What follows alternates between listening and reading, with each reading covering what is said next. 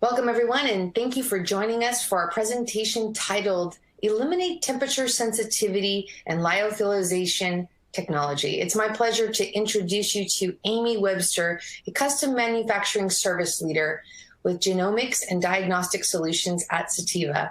For a complete biography of our speaker, please visit the tab at the top of your screen.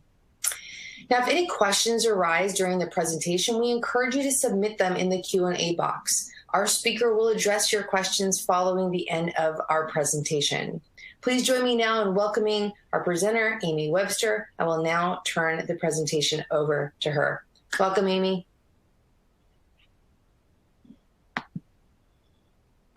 So thank you very much for the kind introduction. We're here today to talk about how to eliminate temperature sensitivity with lyophilization technology. So first off, I'm going to give you a brief introduction as to who I am and who Cytiva is, and then we go through the principles of lyophilization, how you would do it, what you can use it for, and why you would do it. And I can then go through a case study for you and give you some further information and links to videos of the site, and then go through any questions. So introduction. My name's Amy, and I work at the Cardiff manufacturing site for Cytiva in the UK. I am part of a team called the Customized Solutions team. We're a team of 7 dedicated scientists, and we are entirely dedicated to customer projects, and we have no R&D responsibilities. We have 5 main services, what we call plates, conjugation, contract manufacturing, custom biology, and lyophilization. So the contract manufacturing, we can take your process and we can manufacture it in-house. Plates, we've got a range of filter plates that we can put custom membranes in. Custom biology, we can take any of our catalog products and customize it to your requirements. Conjugation, we have a range of magnetic beads that we can conjugate antibodies or oligos to. And Lyo-Stable is our freeze-drying and lyophilization service, which we're going to go through in more detail. So, lyophilization, how do you do it, what can you do it to, and why would you do it? So lyophilization is a stabilizing technique which takes a liquid, freezes it, sublimes all the water from it, and leaves you with a solid glassy cake. With the cake being a solid, the reagents in it can no longer move, and there should be no side reactions and no degradation occurring in the solid state. Benefits of lyophilization. So why would you want to lyophilize? One of the big advantages of lyophilization is ambient storage and shipment. This means that you no longer have to ship enzymes and other reagents around the world on dry ice and ambient conditions. Everything can go in the same package. It can be stored at point of use at ambient. You don't need a -80 and -20 and a fridge at the same time. And this saves not only in dry ice and benefiting the environment, but also as the shipper, it saves an awful lot of money being able to ship at ambient rather than needing dry ice. It also significantly simplifies the workflow at point of use. All of the formulation has been done in one big batch beforehand and has been QC tested. So each one of the lyophilized pellets or cakes has the same activity and has already been tested. The end user only has to add the sample and then run the experiment. This means that the end user can run multiple different tests using exactly the same protocol by just changing the lyophilized cake. With a big batch size, you only have to run one QC for the entire batch, and your repeatability and reliability of your assay will be improved. And the simplification of the workflow at the point of use also means that the waste is reduced of not only the raw materials, but also of the plasticware and tips. There is less pipetting steps, there is less freeze thawing of the enzymes. The mix you use on day 1 will be the same as the mix you use on day 5. So what type of assays can we lyophilize? Most types, and if we've not done it, we'll definitely give it a go. So we've done LAMP assays, qPCR, RT-PCR. With that, we've done many enzymes. We've done RNA for QC analysis and NGS sequencing. We've got a range of catalog beads, which do genomify and templify, which are rolling circle amplifications. We've lyophilized conjugated mag beads, and we've also started lyophilizing a range of exosomes and biological reagents along those lines. So how do you design your assay for lyophilization? 3 main points, and we're going to go through each of them. The first one is excipients, second one is formulation, and the third one is what format you want to put it in, cakes or beads. So first off, the excipients. Now, excipients are very important for lyophilization for 2 main reasons. One, they provide the structure for the cake, which aids in the reconstitution and also the stability. But more importantly is they protect any delicate materials that are in the cake. Enzymes and proteins have a complicated folding structure. And in a solution, this folding structure is held in place by the hydrogen bonds from the water molecules. During lyophilization, you'll be removing the water molecules. So you need to replace those intramolecular bonding with something else, otherwise the protein is going to denature. And it's the excipients that take over this. It's the excipients that take over this bonding and retain the activity of the enzymes. Cytiva has developed a range of different proprietary excipients that are compatible with many different applications and have proven to give stable product. One thing with excipients is excipients can interfere with your downstream assay. So the less excipients that we have to put into the lyophilized cake, the better. The main way we do this is if you had a, say, 50 microliter PCR, we would dispense the reagents and excipients in 10 microliters. We would lyophilize a 10 microliter cake or a bead, and then at point of use, it would be reconstituted in 50 microliters, which would significantly decrease the amount of excipient in the downstream applications. The next important thing is the formulation. You're about to spend hours removing all the water from the solution. So if you can concentrate the raw materials and reduce the amount of water you add, you have a lot less water to remove. Things like changing primer concentrations from 10 micromolar to 1 millimolar, magnesium concentrations to 1 molar, and things like that. There is a limit to the amount you can concentrate your reagents, and normally this normally is limited by the salt concentration. Now, as you know, they spread salt on the rows to prevent it freezing, so increasing the salt concentration in your assay will decrease the freezing temperature. The more you decrease the freezing temperature, the harder it's going to be to lyophilize. There are a few other things that lyophilization can't cope with, the main one being glycerol. So for lyophilization, we often have to source either no glycerol or very high concentration enzymes so that we really limit the amount of glycerol going into the solution. Another solvent that we don't like is DMSO.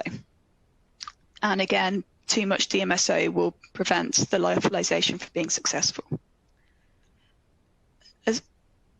The plasticware that is used to lyophilize is also very important when you think about the cycle. The design, whether or not the plasticware is going in the freeze dryer, and the shape of the plasticware will significantly impact the ability to lyophilize. We also need to be able to properly seal the plasticware so that after we've dried the cake, we can maintain that in a proper environment. And we'll go into slightly more detail about that later on. The next thing that we need to decide is what format we want it in.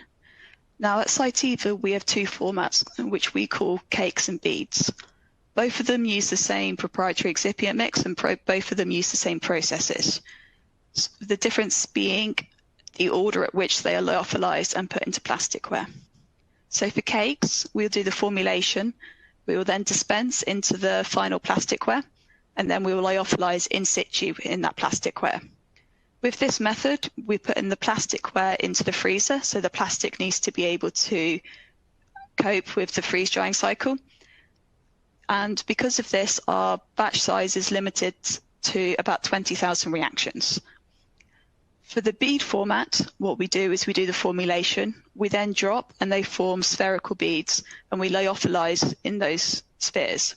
We then pick and place those beads into the final plasticware and seal those and pack those. Our typical batch size for beads is anywhere from 5,000 to 350,000 reactions. So both formats can use pretty much any plasticware, tubes and vials that you'd like, that can be sealed. So going through stages of a freeze drying cycle. So the first thing we need to do after we put the after we've done the formulation and dispensed it is to freeze the mix. This is important because the next step we're going to do is put a vacuum, and if the mix is not properly frozen, then the vacuum will pull the liquid out of the tube and we will lose the entire cake. One thing we can do in the freezing step is to use annealing steps which cycle between solid and liquid. This will form bigger ice crystals which would make drying easier. The next stage is primary dry. In this, the vacuum is pulled, so it will pull the conditions in the chamber below the triple point. This causes ice to sublime from a solid into a gas and dries the cake. During this stage, all of the unbound water is removed from the cake. The length of the primary dry is very dependent on the height of the cake. So the cake dries from the top down. Water is removed from the top layer, and then as you can see in the second and third pictures, the cake proceeds downwards the tube. So tall, thin cakes will take a lot longer to dry. The temperature of which the primary dry is set at will depend on the salt concentration and the formulation. In general, higher salt concentrations need lower temperatures to dry. The lower the primary dry and the greater the vacuum that's pulled, the longer it will take to dry. After all of the unbound water has been removed in the primary dry, we then move on to the secondary dry. A lot of freeze dryers can have endpoint determination tests at the end of the primary dry, which will determine when this is. So they can be used to automatically extend cycles where needed. In the secondary dry, the temperature in the chamber is raised and the bound water is then removed. Again, at the end of this stage, a lot of freeze dryers can do endpoint determinations and confirm that no more water is coming off. After the cycle is finished, the freeze dryer then goes into a storage phase. This effectively stops anything else from happening and allows the cycles to be repeatable day after day. In the storage phase, the machine's basically just holding everything in status until it is ready to be unloaded. So you've just spent a day or two removing all of the moisture from your cake. We then need to pack it in a way that it's going to maintain its dryness. Any extra water, any water that the cake absorbs is going to reduce its stability. So the stability of the cake comes from it being a solid. None of the reagents can move and start interacting with each other, but any water ingress into the cake is going to increase the mobility of the reagents in there, allowing degradation or side reactions to start happening. So the primary seal that we put onto the cake, it can either be done in the freeze dryer by means of collapsing shelves and driving bungs into vials, or we can move them into either a nitrogen box or a dry box, which are held at very low humidities, so under 1% humidity, and then we put a foil seal on. The cakes that are then sealed, we then pouch into a desiccated foil pouch, with whatever label is the customer requires on there. And this step is done in a room that's held at under 35% humidity. So if stored in the sealed foil pouch, then our typical stability is for well over a year for our custom products. So going on to a case study. So earlier on this year, there was a company called GeneDrive, who are a point-of-care diagnostic company. They came to us and asked us to help to work with them to develop a COVID test that could be used in labs around the world. So just going to talk through, in 3 months, we managed to design, develop, and then transfer a COVID assay. So for the first stage, we sat down and planned out the project with GeneDrive with their requirements that the tests would be able to be used in labs worldwide. This meant that it would have to be able to be used in multiple different thermocyclers. Now, a lot of different thermocyclers need different tube types. And to prevent having to transfer from, after they've reconstituted the cake or the bead, we did not want to have to transfer that reconstituted reagent into another tube to be able to run. So this meant that we would have to have many different plasticwares for this product. As it was a COVID test, the forecast was also very big and the demand would have been high. Because of this, we decided on the bead format. Now, the first steps we did were some initial proof of principle runs in the dedicated R&D facility. So at Cardiff, we have 2 facilities, one's dedicated to R&D and one's dedicated to manufacture, both of which have the same, or pretty much the same equipment, but the R&D version is slightly smaller. So with GeneDrive designed the test and sent us down the reagents. We lyophilized several different versions of it, sometimes in the same run, sometimes in different runs, took them out the freeze dryer and sent them back up to GeneDrive as quickly as possible. We then sit down and go through the results with GeneDrive, decide on the next steps.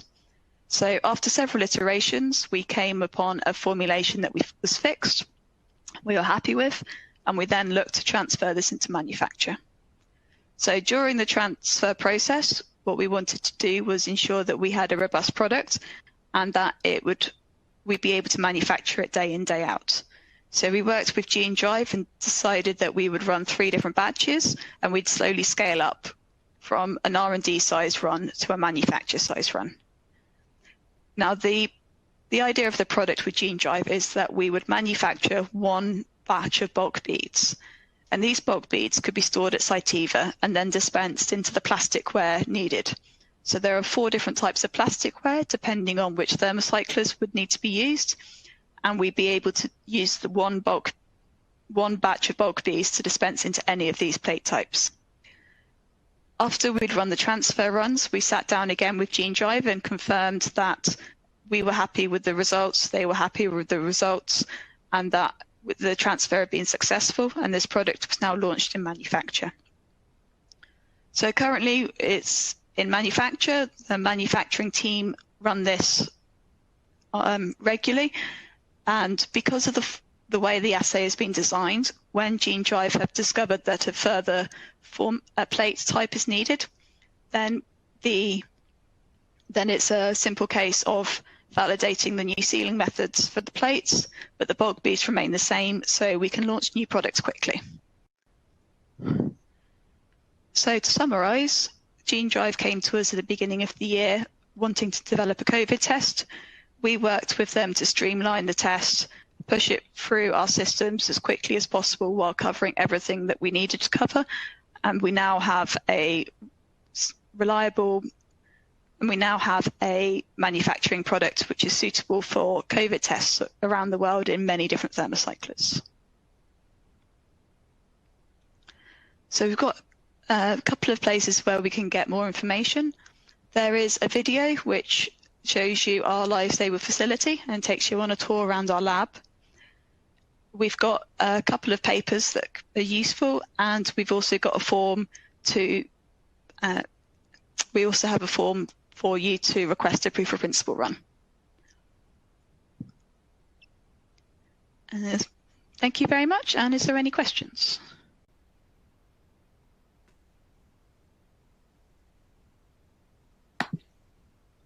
Thank you, Amy, for that outstanding presentation. We will now move to the live Q&A portion of the presentation. As a reminder to the audience, please submit your questions via the Q&A box.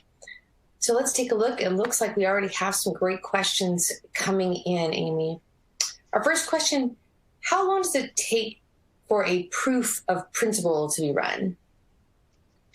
So the first thing we'll do is work with you to decide on exactly what we want to test, both what fits you best and what we can run in one run. And after we've decided that and fully locked down, the aim is to have samples shipping back out to you within 2 weeks of receiving your reagents on site for a standard run. If it's a larger run, and particularly if it's a bead run, this may be a bit longer, but we'll let you know beforehand if it will be any longer. Wonderful, thank you. And now, how many excipients do you have? So we do have a range of excipients. We have 8 standard ones if we need them. Typically, we would start off with up to 4, depending on the type of assay we're lyophilizing. Initially, we test them wet, and we try 1 or 2 in the first few proof of principle runs.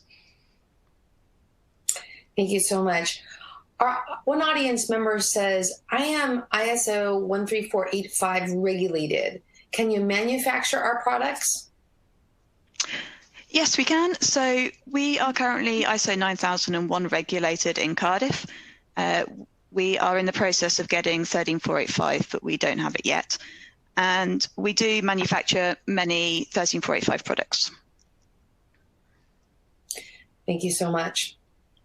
Now, how much does a proof of principle run cost? So the ethos of the custom team is not to make any money off the proof of principle runs. We look to cover our costs. So our proof of principle runs start from as little as 1,500, and they go up depending on what the complexity of the POP and the number of samples needed. Thank you, and I want to thank our audience members for these great questions. Our next question is, do we have to do any validation on ourselves as part of the proof of principle? So for the proof of principles, there would be no validation that we would need to do. However, after the aim of the proof of principles is to get a product into manufacture. And as part of the manufacturing process, what we need to do is scale up. So we need to start looking at things like how we dispense. So in the proof of principle runs, we'll be dispensing 30 plates at a maximum probably. Thank you so much. Is it possible to arrange a site visit to the Cardiff site? Yeah, definitely. Normally, we say yes. At the moment, we're doing a lot more virtual tours, so we can give you a virtual tour of our site and we can do virtual audits, and we can still welcome visitors if we need to. Normally, yes, we're very open to visits. Wonderful, thank you. We have time for one more question. What is the lead time, Amy, to secure a GMP run? So it does depend on the complexity of the project. So once we've done all the proof of principles and we have a lockdown formulation, we will then start the transfer runs. Now, this can take anything from 6 weeks to a couple of months or longer, depending on the complexity of your project and the urgency of which everything is needed. We'll take it through to the core team. So once we've done the development, we then report our findings to the head of R&D, head of manufacture, head of tech support. And between us and working with yourselves, the customer, we will develop a action plan as to checking out all the risks that we need to look at before we can put this into manufacture.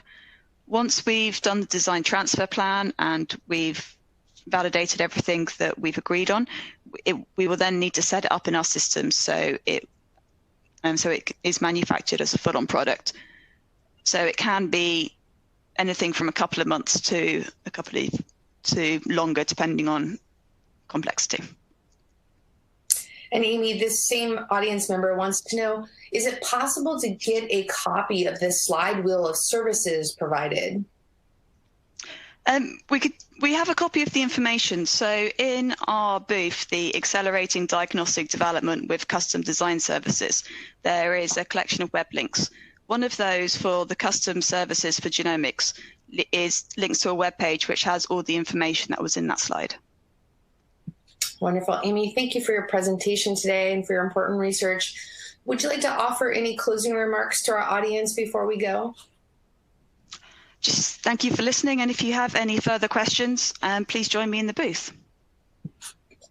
Amy, thank you again, Amy Webster, and I want to thank our audience members for their participation. Any questions that were submitted and not answered today by our speaker will be addressed via email.